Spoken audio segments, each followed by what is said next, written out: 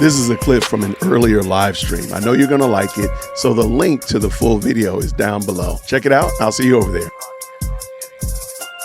You can be someone that's concerned about the direction that the Republican Party is taking, and you can recognize that that's the truth, okay? You can keep deluding yourself. You do realize now she's changed this whole narrative now. Now you're concerned about the direction of the Republican Party. So TPUSA is the rudder for the Republican Party. Now, actually, I do believe that there's a lot of truth to that. But you see now how she's moved from Charlie Kirk to now the whole entire Republican Party. That's crazy work. That is some nasty work in 26. And you can keep pretending that this is not how the public received this event. This is not how Republicans are feeling. But you would, again, just be deluding yourself. That's the truest take right there on the internet about how people felt when they watched it. It felt like everything that all of us on our platforms said that gave us the ick about Hollywood when they got up on stage and they mocked people that lived between LA and New York City.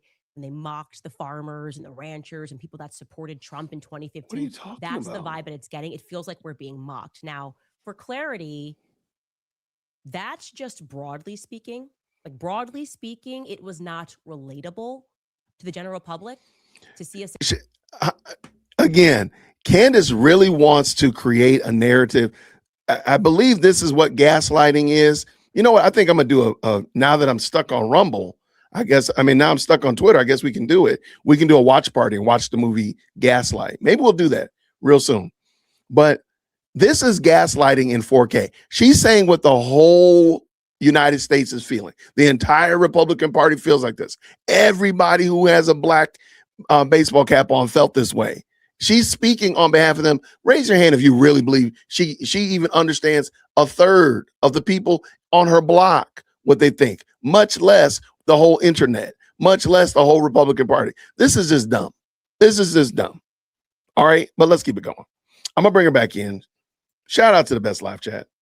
Situation where a man is murdered in broad daylight and the company that he built allows the very people who hated that man while he was still alive to simply pay enough money to speak main stage and pretend that they were best buds. There's something about that people just can't relate to. Like, yeah, Ben Shapiro didn't really like Charlie when he was alive, but he gave us $1 million.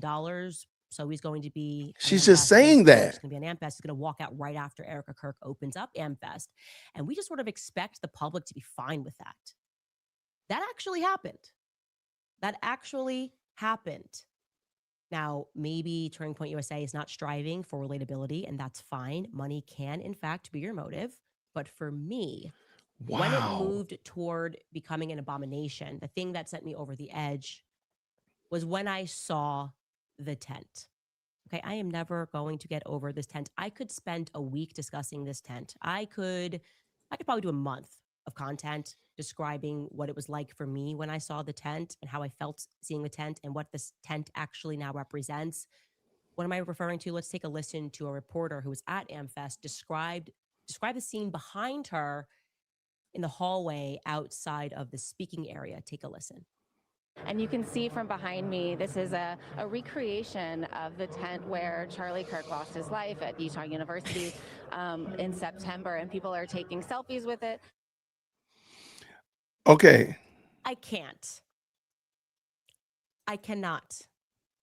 I am not capable of. We don't care, Candace. We really don't care. I'm going to just interrupt real quick. Okay. Initially, I thought the same thing. I spoke to some people who were at AmFest. This was not the tent that Charlie Kirk, they weren't trying to recreate it. And apparently they've had these tents up before. And it's so that people can, of course, take pictures there. Yes, you are 1,000% correct. They're not doing it to like take pictures of where Charlie Kirk was murdered at, though. I really hope that makes sense. I don't necessarily think that they should have did it myself. I understand, if I'm understanding correctly, they've had him before. So this is not the first time they've ever had the tent up. So you can take a picture in the booth as if you were having a debate or if you were talking to a group of people. I understand it. I don't know if it really, I probably wouldn't have done it. Jason probably wouldn't have done it just on principle.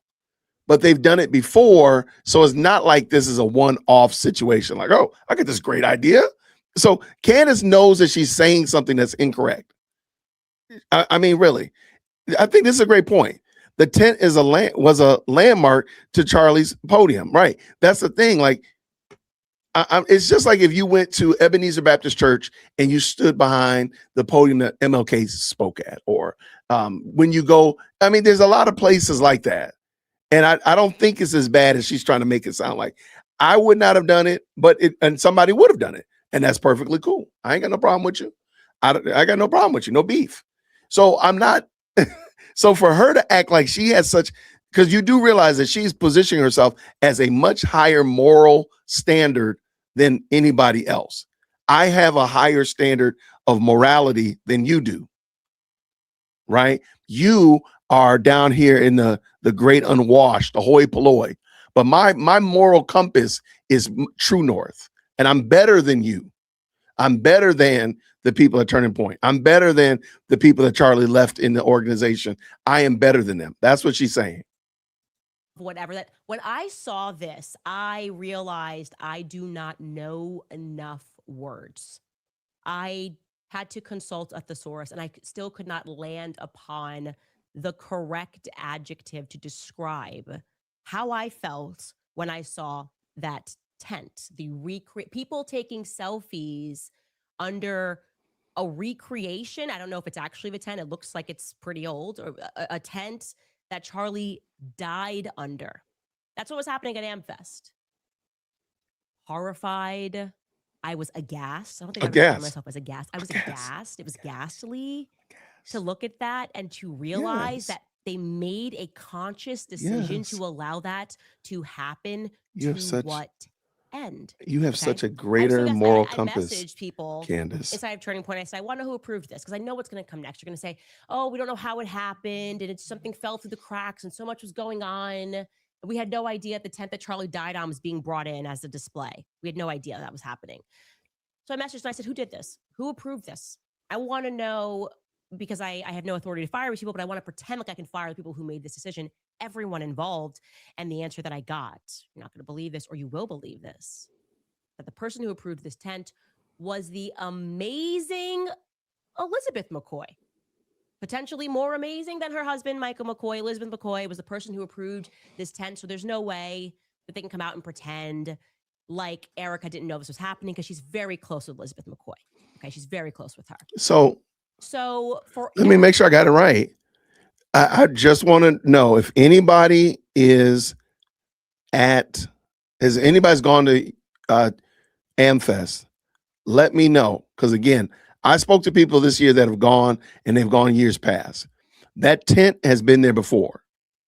So if you don't mind, can you confirm or deny, just so we got another corroboration, this is not a one-off scenario. Again, I probably wouldn't have done it, but I'm not mad that they did it. I can see both sides of it, and I would have been fine either way. But it just seems, don't rage quit. I ain't got bingo yet. I got to start doling out bingos in a second. So, this freeze frame. Hold on, we gotta get that freeze frame. That is dope. I got so many of these faces, y'all. Y'all stop this. Okay, let's go. Everybody on the outside looking into this, AmFest is when we realized that something very disturbing is happening in America. I know you like that episode. This is actually a clip from a larger live stream. The link is down in the description, so you can go check it out. I hope you enjoyed it, and I'll see you down there. Grace and peace.